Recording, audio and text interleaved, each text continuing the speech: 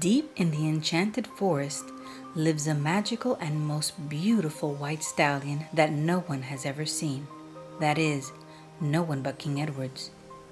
To everyone in his kingdom, Zias was but a mere myth. Now the king also thought this way until he and Zias met face to face. It all happened thanks to his evil cousin Drex. Drex dared Edwards to capture and bring back Zias as his own. If he succeeded, Drex promised to leave Edward's kingdom forever. But if King Edwards failed to bring back Zias, he was to renounce his throne and crown Drex as the kingdom's new king. The king, with great regret, agreed to the deal. Early the next morning, King Edward loaded his bags onto his horse and rode straight through the prairie without stopping in order to get to the enchanted forest before sunset. While riding, he began to remember how the legend describes Zias. Zias is known to be the fastest horse in the world. His white coat is said to be resplendent when he stands beneath the full moon's light. But Zias is predominantly known for his incomparable London blue topaz eyes. No other animal in the world has eyes like his, and that's what makes him so unique. As the sun was setting, King Edward arrived at the enchanted forest. He set up his camp near Gem Lake, which was located right in the center of the forest. "The beast must come and drink to stay alive," said the king. Sure enough, that night Zias came to drink from the lake. But King Edward had been so exhausted from his trip that he had fallen asleep even before Zias came. The next morning, the king woke up and found hoofprints near his camp. Hoofprints that had not been there the day before. Edward thought to himself, "They can't be my horse's hoofprints because he is well tied to the tree. They have to be Zias. They have to." The next day went by, and that night the king didn't sleep. He then brushed away the hoofprints that were made the night before, just in case he dozed off and Zias came back. He wanted proof once again. There was a crescent moon out that night, and King Edward never blinked once, yet Zias never came. Edward then remembered that Zias' legend states that his coat is resplendent underneath the full moon's light, and there was no full moon out that night. "That must explain why Zias did not come," said the king. But he then remembered that there was to be a full moon out tomorrow night. So as the sun began to rise, King Edward went to sleep because he knew he must remain awake that night. It was almost midnight when the king heard a noise in the bushes which woke him up. He quickly picked up his sword and rope and remained quiet. All of a sudden there he was, facing what had been thought for years to be a myth. King Edward then put his sword down and merely looked at Zias with a tender expression. Zias then proceeded towards the lake for his drink of water. When Zias' lips touched the water, the lake began to change. Mysterious lights surrounded the surface area where Zias was drinking. Suddenly, Zias sensed the presence of King Edward and fled. Zias ran through the bushes and disappeared behind the waterfall. King Edward followed quickly after Zias and found himself entering a cave behind this waterfall. As he entered, he noticed that Zias was not there. "He must be hiding somewhere in this cave," said Edward. The king was not going to give up, so he continued his search.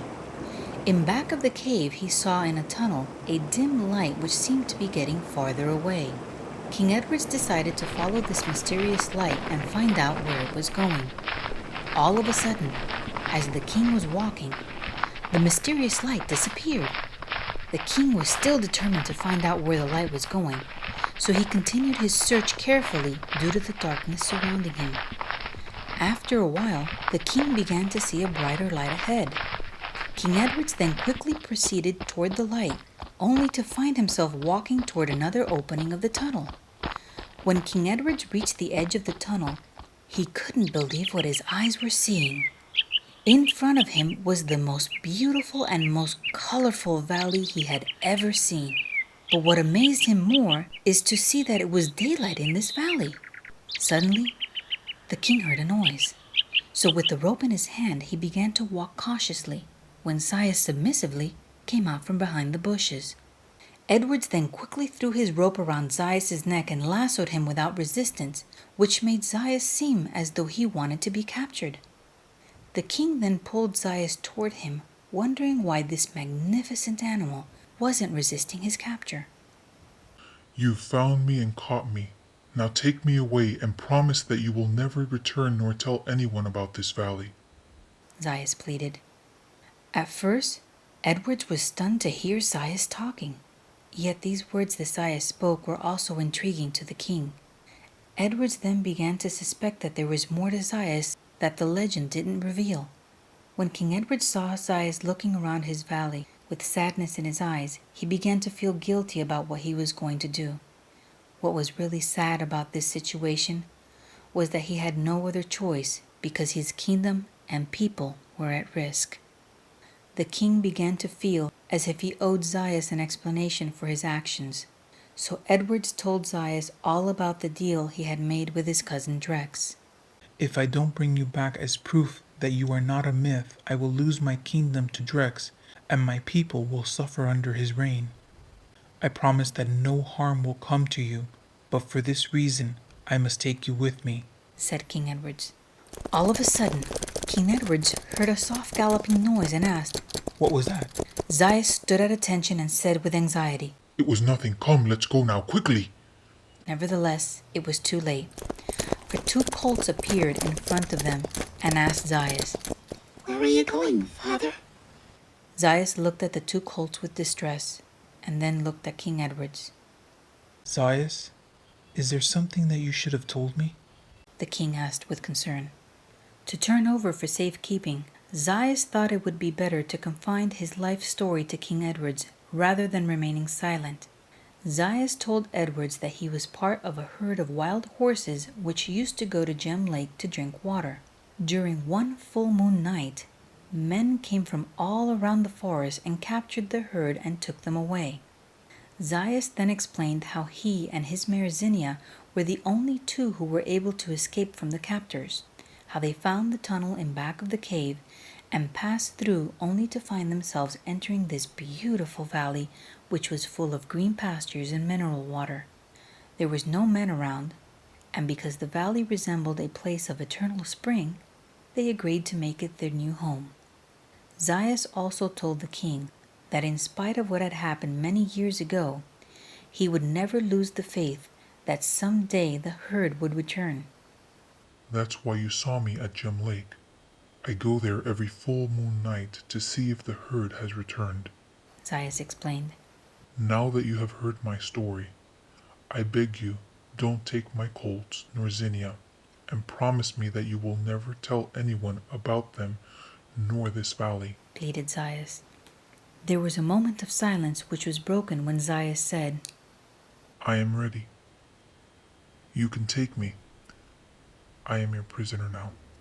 Thoughts began racing through King Edward's mind. What am I doing? This is wrong.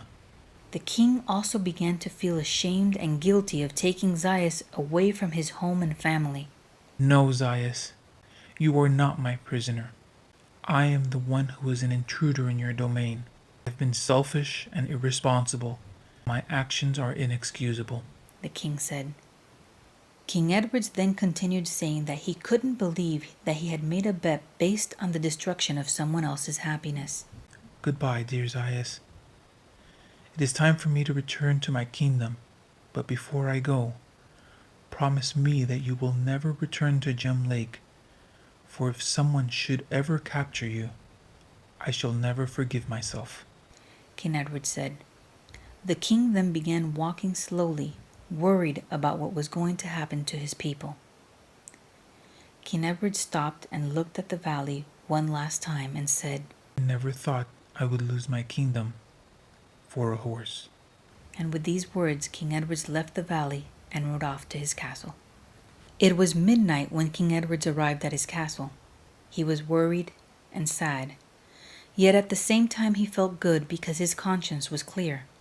Exhausted from his journey, the king proceeded to his chambers and ordered 2 soldiers to stand guard by his door. I am very tired and do not wish to be disturbed, said the king. Once in his chamber, King Edward went to bed and fell into a deep sleep. A few hours after midnight, Drex found out that his cousin Edward was already in the castle, so he quickly went to see the king. When Drex arrived at the entrance to the king's chamber, the guards crossed their lances prohibiting Drex to enter. I demand to see my cousin, said Drex, pushing away the lances from his path. Drex entered King Edward's room, savoring his victory, when suddenly he stopped, petrified in the middle of the room. A look of terror came upon his face, and a chilling sensation ran up his spine. Slowly, he began to walk backwards toward the door. Once he reached the door, he quickly ran out screaming, You've won! You've won! The kingdom is yours! I promise never to return again! And still screaming, he ran out of the castle forever. Early that morning, King Edward woke up gloom because it was time to renounce his throne.